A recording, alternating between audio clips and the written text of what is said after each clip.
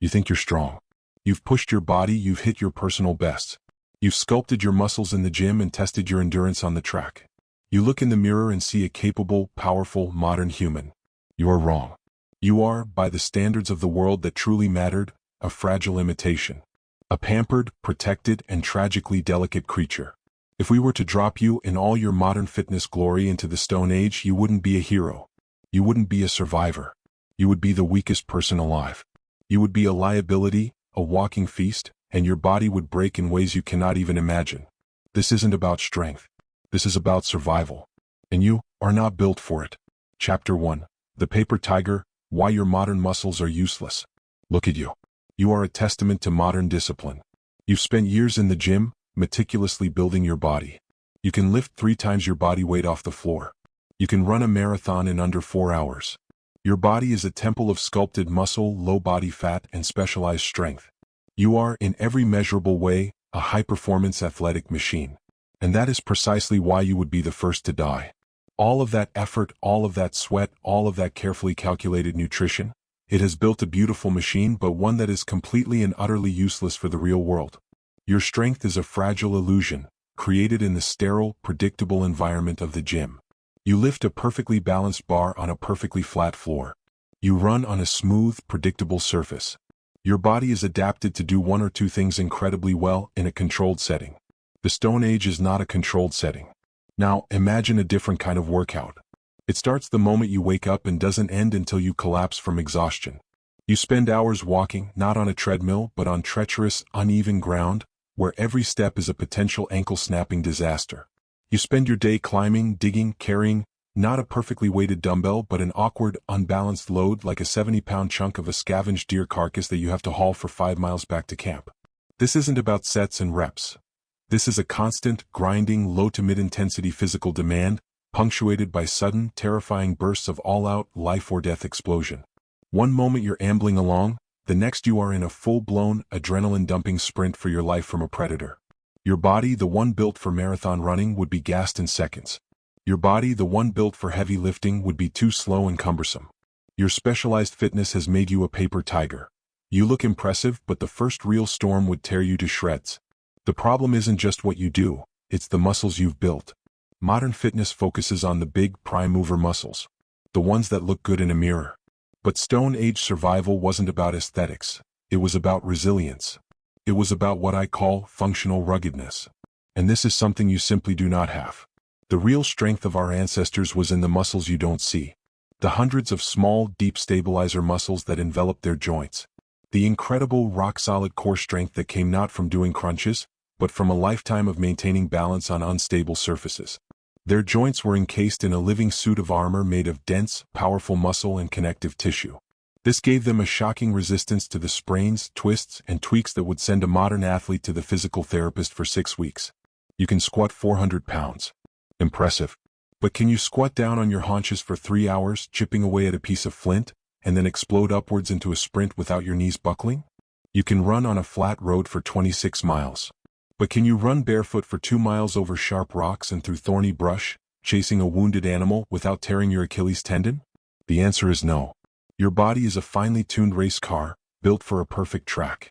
Theirs was an all-terrain vehicle designed to take a relentless beating and keep on moving. Every step you took in their world would be a micro-injury. The constant, unpredictable stress on your joints, which have been coddled by modern footwear and flat surfaces, would be catastrophic.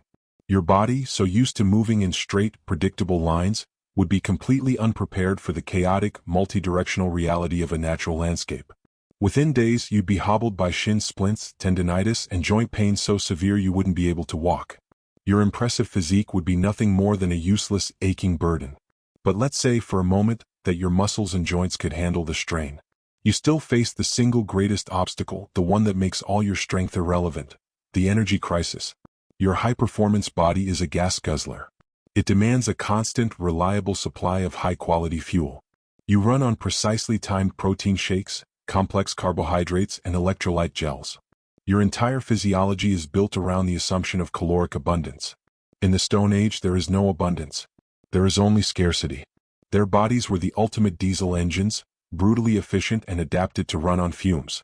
They could extract every last calorie from tough, low-quality food and store it effectively. Your body, on the other hand, is a metabolic furnace. Those big, powerful muscles you've spent years building? They are now your worst enemy. They are calorically expensive.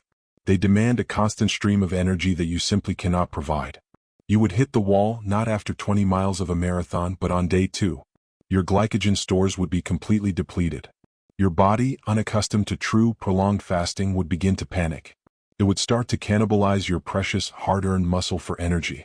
The very engine you've built would begin to eat itself to survive. You would feel a weakness so profound it's unlike any fatigue you've ever experienced. You would become lethargic, your mind clouded by hypoglycemia. You wouldn't be able to summon the energy to hunt, to forage, or even to defend yourself. Your impressive physique would melt away with terrifying speed, leaving you emaciated, weak, and vulnerable. The irony is brutal. The very thing you define as your strength, your muscularity, would be the direct cause of your swift and pathetic starvation.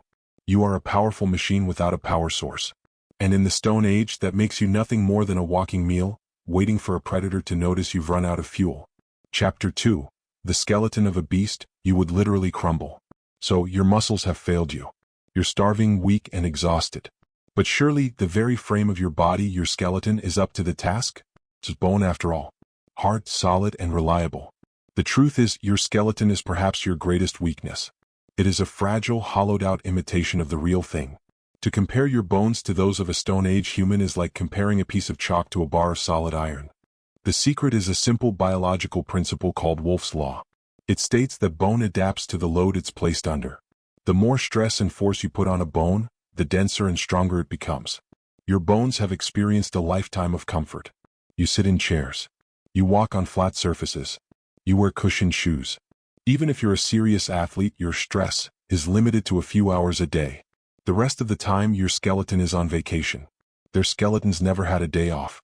From the moment they learned to walk, they were putting their bones under relentless, grueling stress. Every single day involved miles of walking and running on hard, unforgiving terrain. Every leap over a creek, every scramble up a rock face, sent powerful shock waves through their skeletal system. In response, their bodies deposited massive amounts of calcium, building bones that were, in some cases, 50% denser and stronger than yours. What does that mean in reality? It means your bones would start to break down almost immediately. That jog you take through the prehistoric wilderness? The repetitive impact would quickly lead to crippling stress fractures in your tibia and the delicate bones of your feet. That jump down from a 2-foot ledge? For them it's nothing. For you, it could mean a cracked heel bone, an injury that would make walking impossible. You wouldn't need a predator to hunt you. The very act of moving through their world would cause your fragile skeleton to literally start cracking under the pressure. If your bones are chalk, then the tissues that hold them together, your ligaments and tendons, are nothing more than aging rubber bands. They are the unsung heroes of movement, the tough, fibrous cords that connect bone to bone and muscle to bone. And yours are pathetically weak. Like bone, connective tissue adapts to stress. Your fitness routine, as we've established, is linear and predictable.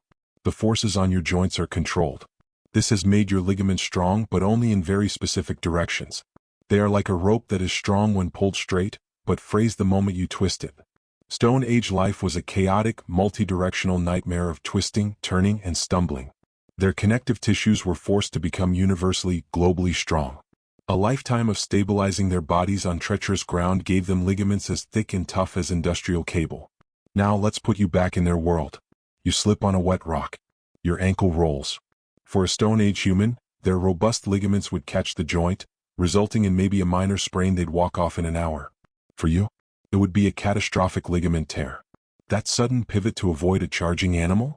Your knee, unprepared for such a violent rotational force, would give way in an instant. A pop you would feel and hear. That would be your ACL, your anterior cruciate ligament, snapping in two. These are season-ending injuries for a modern multi-million-dollar athlete. For you, in the Stone Age, they are life-ending. There's no reconstructive surgery, no rehab.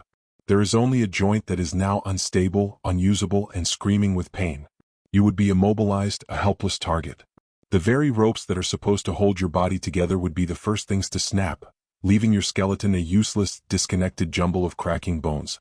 Your body would literally fall apart at the seams. But even before your bones crack and your ligaments snap, you will be defeated by something far more fundamental: pain. You are not equipped to handle it. Our modern world has conditioned us to see pain as an emergency, a signal that something is wrong and must be stopped immediately. We have painkillers, we have rest, we have comfort. Their world had none of these things. Pain was not an emergency signal, it was the background noise of life. Think about your feet. After one day of walking barefoot in their world, your soft, pampered soles would be a raw, blistered mess. Every step would be a fresh wave of agony. For them this was normal. Their feet were thick, calloused leather pads, desensitized to all but the most severe injuries. Think about the aches and pains of exertion. That deep muscle soreness you feel after a hard workout? They felt that every single day. Their brains were simply wired to ignore it, to file it under normal operating conditions. Your brain is not. After just a few days, your nervous system would be screaming.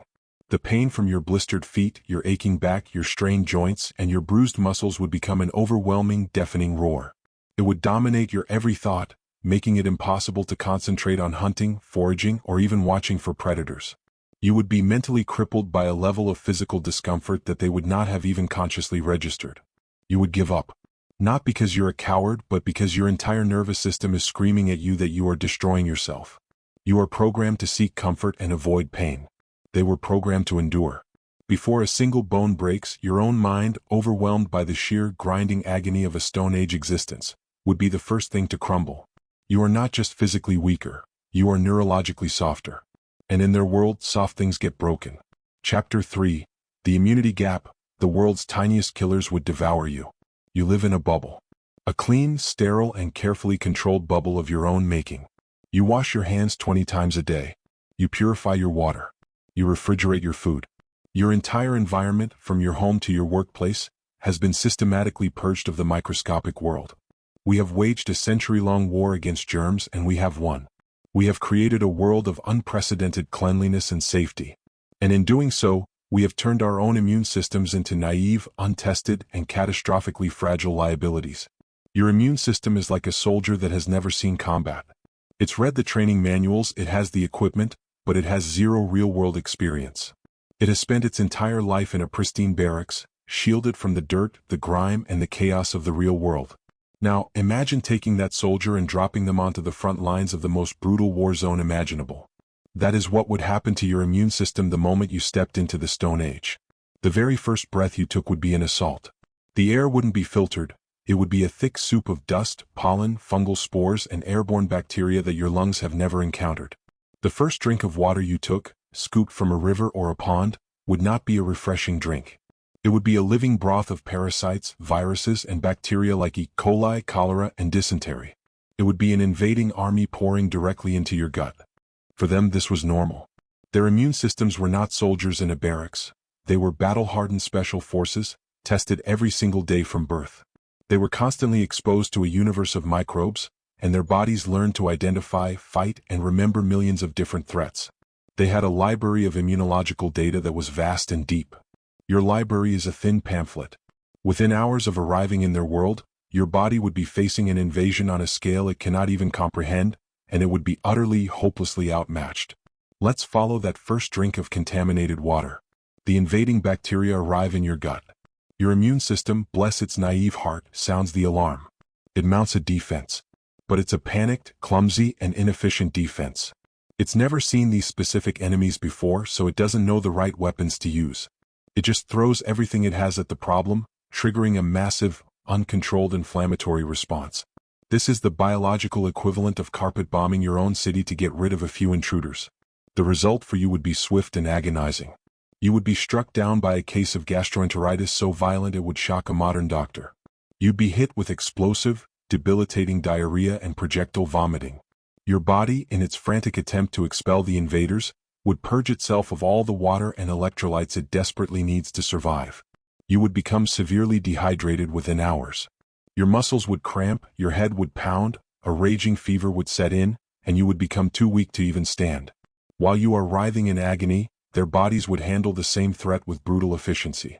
Their experienced immune cells would recognize the enemy instantly, tag it for destruction, and eliminate it with targeted, precise force, creating minimal collateral damage. They might feel a slight stomach cramp for an hour or maybe nothing at all. They had a lifetime of exposure, a catalog of antibodies ready to go. You have nothing. And this is just from the water. What about the food? That piece of scavenged, raw meat, teeming with salmonella and botulism spores. That gritty root, covered in soil-borne bacteria and parasite eggs. To them it's a meal. To you it's a multi-front biological attack. Your immune system, already overwhelmed by the waterborne assault, would completely collapse. You wouldn't be killed by a lion or a bear. You would be brought down by an army of killers too small for you to even see, a victim of your own clean modern world. Even if you somehow avoided eating or drinking, your body's defenses would be breached from the outside. Your skin, your body's largest organ, is a critical part of your immune defense. But it is also dangerously unprepared. It is soft, clean, and has very little experience with the filth of the real world. Imagine walking through the prehistoric brush. A thorn snags your arm, leaving a small, insignificant scratch. You probably wouldn't even think twice about it. But that scratch is not clean. It's been contaminated with whatever was on the thorn: soil, animal droppings, decaying plant matter. It is now a gaping doorway for tetanus, staphylococcus, and 1,000 other flesh-eating bacteria. In your modern world, you would clean the wound, put on some antiseptic and a bandage. Here you have nothing. The bacteria begin to multiply unchecked. Within a day, the scratch would be red, swollen, and hot to the touch. The infection would begin to spread, a red line creeping up your arm as it tracks along your lymphatic system. A fever would spike. The pain would be immense. Without antibiotics, a simple cut would inevitably lead to sepsis, a condition where the infection enters your bloodstream and runs rampant through your entire body. Your organs would begin to shut down one by one. This was a constant danger they faced.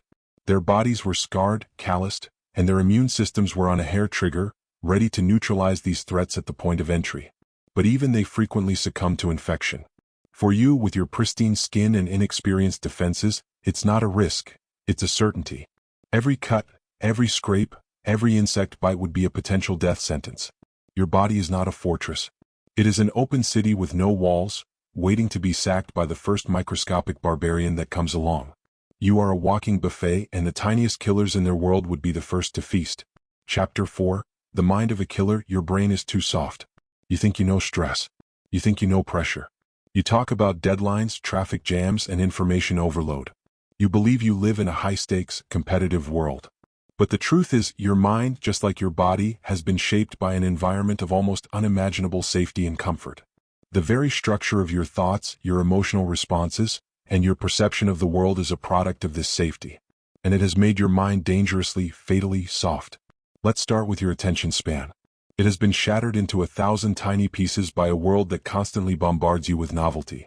Notifications, scrolling feeds, endless entertainment on demand.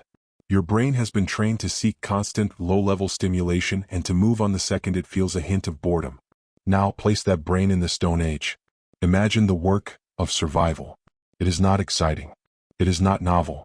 It is hours upon hours of mind-numbing, repetitive observation. You need to sit, motionless, for 3 hours just watching a game trail, waiting for a deer to appear. Your modern brain would scream in protest. It would fidget. It would wander. You'd check for imaginary notifications. You would lack the sheer mental stillness, the profound patience required to be a successful hunter. Or imagine the task of making a single stone tool. It requires hours of focused, frustrating, and often painful work chipping away at a piece of flint. One lapse in concentration, one moment of frustration, and you shatter the tool you've spent half a day working on. Your brain, accustomed to instant gratification, would lack the grit and the singular focus to master the most basic survival skills. You are mentally incapable of boredom. And in their world, boredom was a critical tool of the hunt and the workshop. Your restless mind would be your first failure. But the greatest chasm between your mind and theirs is not about patience. It's about violence. You have been conditioned to see violence as an aberration, a breakdown of society. Your food appears in neat plastic packages in the supermarket. You are profoundly disconnected from the bloody reality of the food chain. You have never had to kill something to eat. And that has created a deep-seated psychological barrier that you would not be able to overcome. Let's say you get lucky. You manage to corner a small animal, a rabbit. You have a rock in your hand. You know logically that you need to kill it to survive. But could you? Could you bring that rock down and crush its skull? Could you feel the bones break, see the life drain out of its eyes, and not be consumed by a wave of revulsion, pity, and disgust? Your modern, empathetic brain would recoil from the act. For them, this was not an emotional crisis. It was just Tuesday. They possessed what we can only call a functional cruelty. A complete desensitization to the violent reality of life and death. They did not kill with malice or rage. They killed with a calm, detached efficiency, because killing was as fundamental a skill as finding water. This wasn't a choice, it was the price of a meal. They possessed a cold-bloodedness that has been systematically bred out of you. This is the killer instinct we talk about, but it's not about aggression. It's about a complete lack of hesitation.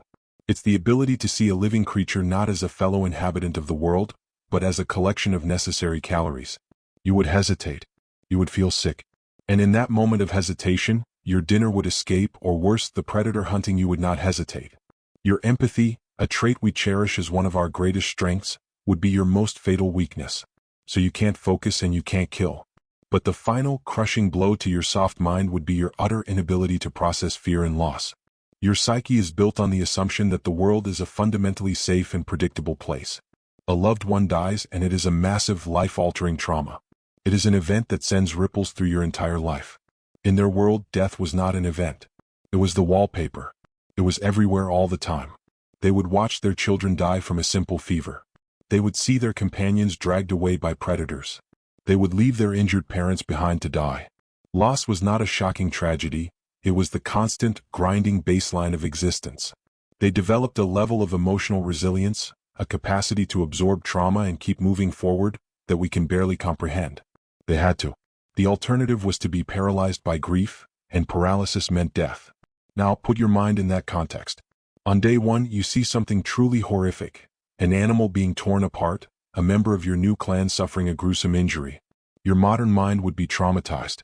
You would be plagued by flashbacks, by anxiety, by the symptoms of PTSD. You would be mentally broken by the very first act of the horror show. Their minds were calloused just like their feet. They had to be. They had a capacity for compartmentalization, an ability to witness horror, feel the pang of loss, and then immediately refocus on the next life or death task. Your brain is not wired for that. It is wired to dwell, to process, to grieve. It is a sensitive instrument designed for a safe room. Dropped into the battlefield of the Stone Age, it would be shattered by the first shockwave of real, relentless, unfiltered horror. Your mind is too soft, too caring, and too fragile to survive the truth of their world. Chapter 5. The gut-wrenching truth: their food would be your poison. This is what your body knows. Soft, cooked, clean, predictable food. You have spent your entire life eating from a menu that has been pre-selected for you by millennia of agriculture and food science. Your bread is soft, your meat is tender, your vegetables are boiled into submission. Your entire digestive system, from your teeth to the bacteria in your colon, has co-evolved with this diet. It is a delicate, specialized system designed to process this specific type of fuel. It is also your single most catastrophic point of failure. Let's start in your mouth. Your teeth are a disaster. They are flat, with thin enamel, designed for chewing soft, cooked starches and proteins. Now put their food in your mouth. The first thing you'll notice is the grit. Every root is covered in sand, every piece of scavenged meat has dirt on it. Your teeth would be subjected to a constant, abrasive assault. Within weeks, your enamel would be scratched and pitted. You would develop cavities which would quickly turn into agonizing abscesses. But even before that, you'd struggle to even process the food. Try chewing on a piece of raw, sinewy meat. Not a tender steak, but the gristle and connective tissue left on a carcass. Your jaw would ache with exhaustion after just a few minutes. The muscles you use for chewing are weak, accustomed to a soft life. Now try a raw, woody tuber. It would be like chewing on a piece of bark. You would lack the sheer mandibular strength to break this food down into a swallowable form. You are a product of the flame. Cooking predigests food for us. It breaks down tough cell walls in plants and denatures tough proteins in meat, making them easy for our weak jaws to handle and our simple guts to absorb. Without fire, your mouth and teeth, the very gateway to your entire digestive system, would be the first to fail. You would be unable to properly chew the only food available, setting you up for a disaster that would unfold deep inside your body. Let's assume you managed to choke down some of their food. Now the real horror begins. Your stomach, with its relatively weak acid, would struggle to cope with the onslaught. But the true crisis would happen in your intestines. Your gut is not just an organ, it is an ecosystem home to trillions of bacteria known as the microbiome. And your microbiome is a pampered, over-specialized, and dangerously naive community. It's like a garden that has only ever grown a few types of well-behaved flowers. The food of the Stone Age arrives in your gut like an invasive species. The tough, Indigestible fibers from the raw plants would be completely alien to your gut bacteria. They wouldn't have the right enzymes to break them down. Instead of smooth digestion, this fiber would ferment, producing massive amounts of gas. You would be crippled by bloating so severe it would feel like you'd swallowed a balloon, accompanied by painful, unpredictable cramps. At the same time, you would be starving. The nutrients in the food would be locked away inside the tough plant cells, inaccessible to your gut. You could have a full stomach, but be dying of malnutrition because your internal ecosystem simply doesn't know how to unlock the food you've eaten. Their microbiome, on the other hand, was a wild jungle. It was incredibly diverse, populated by thousands of species of tough, battle-hardened bacteria capable of digesting almost anything. They had specialist microbes that could break down tough cellulose, neutralize plant toxins, and extract every last drop of nutrition from the most unpromising of meals. Your gut is a tidy suburban garden. Theirs was a ravenous, all-consuming primordial forest. Your gut would be overwhelmed, thrown into a state of war with itself, leaving you bloated, in pain, and starving to death with a full belly. This brings us to the final gut-wrenching truth. The food they ate was not just incompatible with your system, it would actively poison you. This isn't just about bacteria and parasites, which we've already established would devour you. This is about the plants themselves.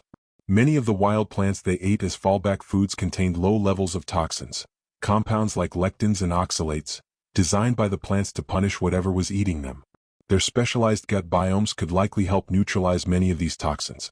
Yours cannot. These compounds would inflame the lining of your gut, causing a condition known as leaky gut, where tiny particles of undigested food and toxins leak directly into your bloodstream. This would trigger a massive, systemic inflammatory response. You would feel sick all over, your joints would ache, a low-grade fever would set in, and your mind would be clouded with a debilitating brain fog. You'd be in a constant state of allergic reaction to your own diet. So let's paint the final, tragic picture. Your muscles have failed, your skeleton is cracking, your immune system has collapsed, and your mind has been broken by fear and pain. And now your digestive system, your last hope, has turned on you. You are in constant, agonizing pain from bloating and cramps. You are simultaneously starving and being poisoned by the very food you need to survive. Every attempt to eat only makes the situation worse. Your body, a marvel of modern adaptation, would be defeated. Not by a lion, not by an enemy with a spear, but by a handful of gritty roots and a piece of raw meat. You would die a slow, pathetic, and agonizing death from the inside out. The simple, unavoidable truth is that you would be the weakest human alive in the Stone Age because every single system in your body, from your bones to your brain to your gut, is fundamentally and fatally mismatched for the world that truly forged us. It's a humbling thought, isn't it? That all our progress, all our strength, is so incredibly context-dependent. We are not the pinnacle of human toughness. We are the most specialized and, in many ways, the most fragile version of humanity that has ever existed. It gives you a new level of respect for what our ancestors endured. So, the next time you're in the gym pushing for a new personal best, just take a moment to remember what real strength used to look like. It wasn't about sculpted muscles. It was about a body and a mind built to endure the unimaginable. What part of this biological mismatch do you think is the most surprising? The fragile skeleton? The naive immune system? The soft mind? I'm genuinely curious. Let me know what you think in the comments below. If you enjoyed this deep dive into what it truly means to be strong, make sure you hit that subscribe button and ring the bell. We're constantly exploring the brutal realities and shocking truths of our human story. Thanks for watching. Now maybe go eat a probiotic yogurt. Your gut will thank you.